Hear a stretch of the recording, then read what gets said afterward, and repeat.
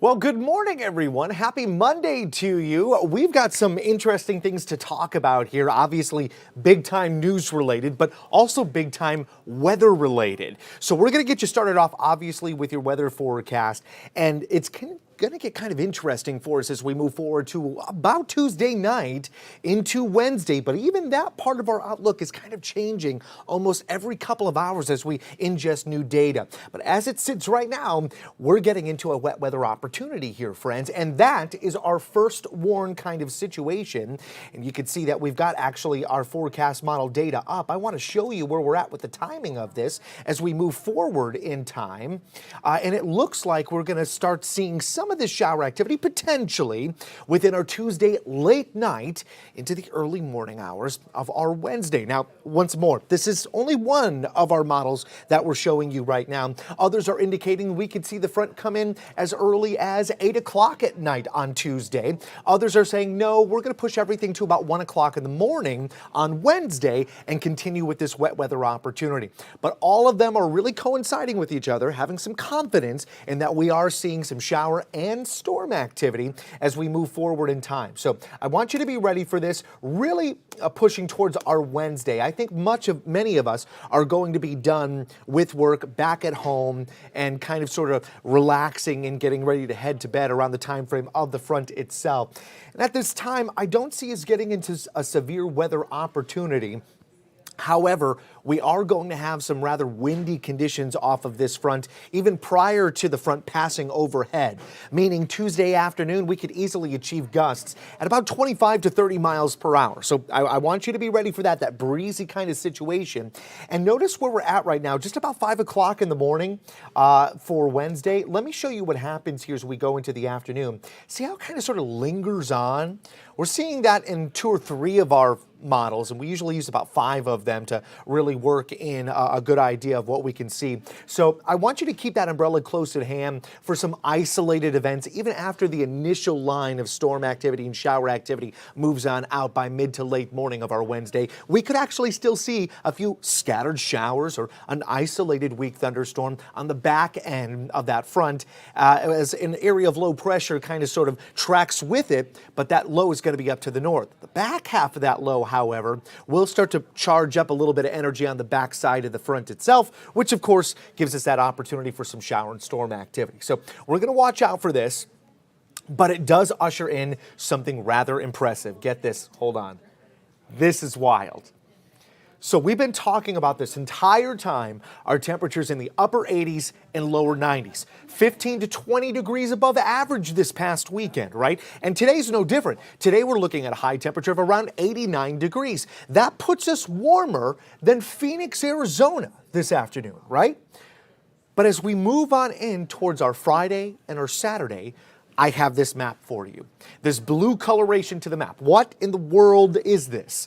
Friends, those are your temperatures below average. And I'm not talking like 3 degrees or 5 degrees below average. I'm talking easily 10 to 15 degrees below the norm. And the norm is 74 degrees. 74. So we're talking about dropping to 64. Some of us could be in the 50s locally for daytime high temperatures. All of this, mind you, is coming in the next few days. So if you've been wanting that fall-like feel, trust me, you're going to get it. Mama Nature is bringing it home for us, all right? So this is what's kind of sort of going on in our atmosphere. I want to move this forward here and show you what we're talking about. So you can see that area of low pressure that's out there basically around Nevada, West Wendover, Winnemucca, moving over to Salt Lake City, Utah. That's going to continue to traverse over to the east as we move through the next few days here, and will elongate obviously at the surface, that front, which provides us an opportunity for some wet weather. But this is the upper levels of our atmosphere. Now you see that thing that says jet stream? That's the jet stream, okay? And obviously in the upper levels of the atmosphere, we've got this low that's kind of pulling that jet stream downward, right? So let's put this into motion and show you what happens as we move forward in time here, right? Moving through Wednesday, Thursday, Friday, Saturday's forecast. You see how that jet stream kind of trails with that area of low pressure, and it continues to pull and bringing in those cooler colorations you see on the map there. That's all coming out of northern Canada. So that jet stream helps us big time in pulling that colder air. But it's not just the jet. Obviously, the jet needs to be driven by something, and what it's being driven by is that front, is that low pressure, because it's not just at the surface, it's also reflective at the upper levels of the atmosphere, and it's going together here. So that's what's going to pull in some cooler air for us. Now, as you can see, we have a little bit of a ridge of high pressure, and you can see those warmer colorations. That's your warmer air that's coming in for the Four Corners and the West Coast in general. We're going to get some of that. Okay, but it's not going to be anything super duper aggressive. That should be more of our seasonable temperatures that's returning to us. But that's looking to be more likely next week. Okay, so we're talking next Monday, Tuesday, Wednesday. We'll get back into those low, maybe some middle 70s out there for us. So before we get into it, we get into the chill to the atmosphere. And honestly, I haven't even changed my 7-day forecast quite yet, because literally we just got new data that came into the First Warn 5 Weather Center about 45 minutes ago. I'm going to bring up my 7-day nonetheless, just to show you what we were talking about, what we were thinking was going to happen early this morning at about 3 to 5 o'clock in the morning. And as you can see, oh, look, we've even got the update. That's wonderful. Oh, I'm so glad. First Warn 5 meteorologist Savannah Tennyson is actually in the Weather Center right now, and she's been helping me out. I had 68 for Friday, but we altered it and dropped it down to now 64 degrees in our Friday forecast. Now, notice where we are with our Thursday there, 75 degrees. Technically, that's still very comfortable, and we're talking about t-shirt weather there. But as we move into our Friday forecast, the morning lows are in the 40s, the daytime highs are in the lower 60s. That's looking to be jacket weather from morning to the day side. So this might be another area that we monitor for a first warn, okay? Because that is such a big alteration to what we've been dealing with for the past few days here, right? It's still comfortable. Maybe you might need a light jacket for the morning for Thursday, but you can shed that jacket into the day side and go back to the sundresses and the t-shirts, right? But as we make it into Friday, maybe not so much. Maybe we will be using those lighter jackets, long sleeve shirts that go into the day side because we're into those lower 60s, all right? Now, what you can't see is Sunday, and Sunday should be providing us lower 70s. Should be around 69 to 72 degrees as the temperature range. So that's when we start to see a little bit of that ridge of warmer air that's over at the West Coast right now that's going to taper on over towards our neck of the woods. Now, I'm going to pull out Tuesday. Okay, now notice I have 30% chances for late rainfall there. That's that front that's coming on through. But prior to that is the breezy conditions. And I want to show you where we're at with the breezy conditions. Because it is rather impressive, and it could be a little bit more than just a nuisance out there. Notice that we're getting into around 25 to 30 mile per hour gusts, all coming out of the south and tracking to the north, all ahead of that front and area of low pressure. Now, I've got this situated around 4 or 5 o'clock in the early evening, but technically the peak of our gusty conditions could be closer to around 7 p.m. And some areas such as Atchison and St. Joe and even around Jefferson County on the western side, they have been showing signs of even 40 mile per hour gusts. So that's something that we have to compete with as we move out and about on doing our daily routines for Tuesday during the day side. We should start to build up that cloud cover, and we're going to get into some breezier conditions. Now, the other thing that could truly alter literally by the end of the day today is that high temperature that you're seeing. There it is. That high temperature that you're seeing of 86 degrees. Depending on how much cloud cover we see and how much warm air we get over the day side, we may call for cooler conditions than 86. It's all dependent on that cloud cover. And truly, if we want to try to bring in a little bit of drizzle or light shower activity during the mid or late afternoon, maybe just a quick spurt over the right spot could have our official high temperature on the cooler side. So it is going to be something that we monitor closely for you as we move forward in time. In the meantime, it is a toasty day today. 89 degrees is what I'm calling for. I've got 90 over in Paola and Lawrence and Atchison, but you're seeing a lot of 89s there across the region overall. So we're still under this kind of heat dome, but it is truly going to start breaking down for us. It's really doing it today. This is the brightest before that flame goes out, all thanks to that front that goes from the west into our neck of the woods in the next 24 to really 36 hours. So friends, that is our forecast. It's a wild ride, and we're going to continue to monitor for you closely here, but we could definitely see some alterations and changes to the outlook. I am going to leave you with a full look of just what you can anticipate here for today. It's daytime highs at about 89 degrees. You know, it's hard to trump the temperatures here, but I think of only one thing that could trump these temperatures. And Janae, I think that's actually Donald Trump. And we got a lot going on with him today. So what's up with that? Give me 1 second. Let me unmute myself. Some technical difficulties. Yes, thank you so much, Greg, for that update. I do want to take a look right now. This is a live look, in fact, from New York City inside of a courthouse. You brought up Trump, a great way to transition there. Former President Donald Trump. Today is the first day of the civil fraud trial against him, as well as his eldest sons, their companies, and the Trump Organization executives. Now, Trump just spoke to reporters outside of the courtroom right before he entered, and I do want to take a listen in to exactly what he said. Let's pull that video up here for you all. This trial was railroaded and fast-tracked. This trial could have been brought years ago, but they waited till I was right in the middle of my campaign. The same with other trials and indictments. It's all run by DOJ, which is corrupt in Washington. Everything goes through them. And here at the Live Desk, I am Janae Hancock, tracking the latest for you. Again, taking another live look from New York this morning. You can see people starting to exit that courtroom where former President Donald Trump and his eldest children, they are in there right now. It looks like they are wrapping up, or maybe they're just taking recess right now, but we're hoping to get more updates here soon. But I do want to break it all down. So last week, a state Supreme Court judge found Trump and his co-defendants liable for fraud for grossly inflating asset valuations on financial statements. Now, if anything is found, it could spell the end of Trump's business career in his former home state. The trial will determine the amount of damages owed. I also want to take another listen in, or a listen in, to the New York Attorney General. She just spoke recently. Let's take a listen into that. Donald Trump and the other defendants have committed persistent and repeated fraud. Last week, we proved that in our motion for summary judgment. Today, we will prove our other claims. My message is simple.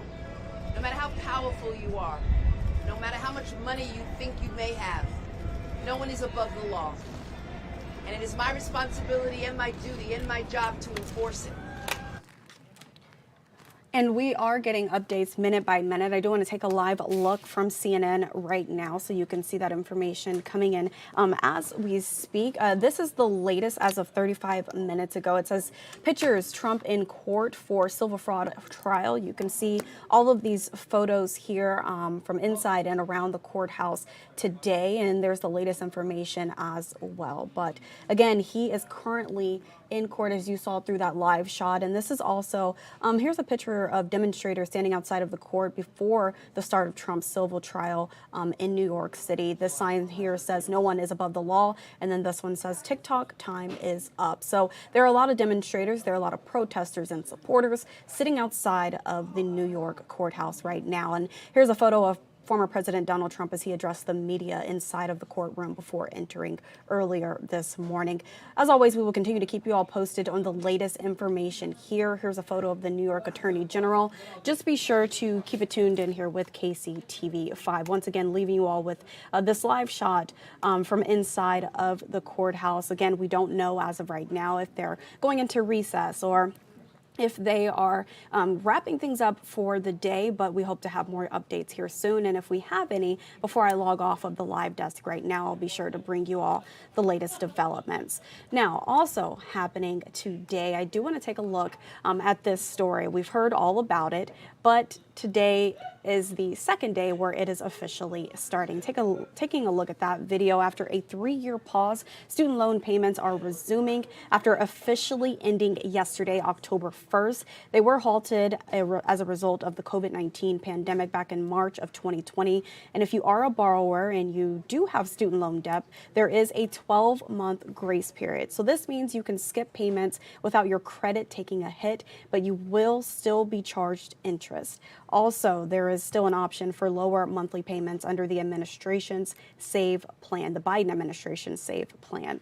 And as a reminder, the Biden administration actually tried offering forgiveness, but that was denied just a few months ago. So definitely want to make sure you take a look at that, and we will have some more information coming up during our evening newscast as well as on our website. So be sure to stay tuned in for that as well.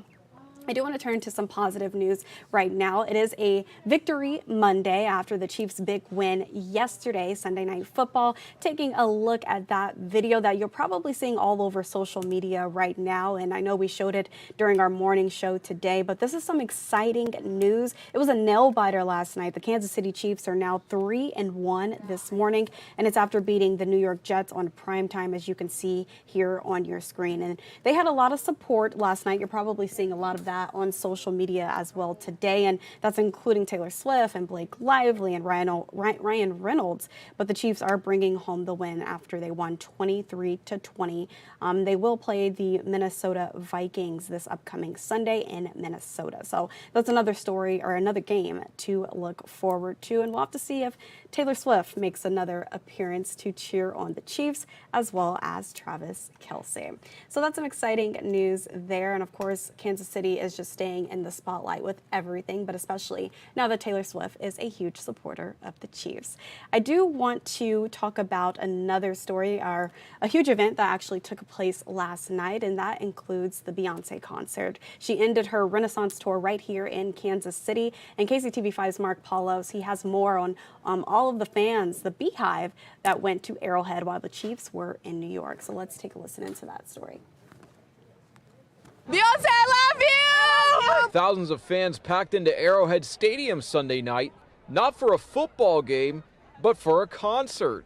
It was the last show of Beyonce's Renaissance World Tour. She's infectious, and she's like a disease that's like so happy. I just love Beyonce. I'm so excited to see her. Fans traveled from near and far to see the final act of Queen Bee's World Tour. I'm from Wichita, only 3 hours away from here, so I was having a panic attack on my way over here. We're from Brazil. She's the #1 artist ever in Brazil. Yeah, people travel all over the world from Beyonce, and it's because she is a legend. Fans dressed to the nines in their best silver, glitter, and alien outfits. The clothes are a big part of the concert experience, as people like to show off what they are wearing. I love glitter. I really love glitter. You can never be too shiny. It's a good time to remember to go out and after everything and be yourself, and having safe spaces like this is probably the most incredible thing that you could ever hope for. Members of the Beehive couldn't believe they got to see the pop icon in Kansas City. It's her aura, it's her vibe. It's like she's an earth angel. She's a queen. She's a queen. She just got it like that. And there were a lot of celebrities that were in Kansas City for the concert last night, Beyonce's last stop on her Renaissance tour, and that includes her husband Jay-Z, as well as Cardi B as well. And of course, Mayor Quentin Lucas was also in Arrowhead, not for the Chiefs, but for Beyonce, as he was for Taylor Swift as well. Now, speaking of Beyonce, I do want to leave you all with this final story, news that was just released early this morning after she wrapped up that tour here in KC. If you were disappointed that you missed Beyonce's latest tour, you'll be happy to hear it is coming to theaters. The superstar singer has released a trailer for the upcoming film called Renaissance, a film by Beyonce, and right now you're taking a live look at that trailer right now. That actually includes her children as well, and we know her daughter Blue Ivy was also participating in the tour as well, dancing. So it will be released in theaters on December 1st. Something to look forward to as we look ahead to the holidays. And we're also looking ahead to our evening newscast, our noon newscast. That'll be coming up here in a few hours. So be sure to keep it tuned in here with KCTV5. And we'll bring you the latest developments on Trump, Beyonce, and the Chiefs, and student loan payments, everything you can look forward to coming up at around 12 p.m.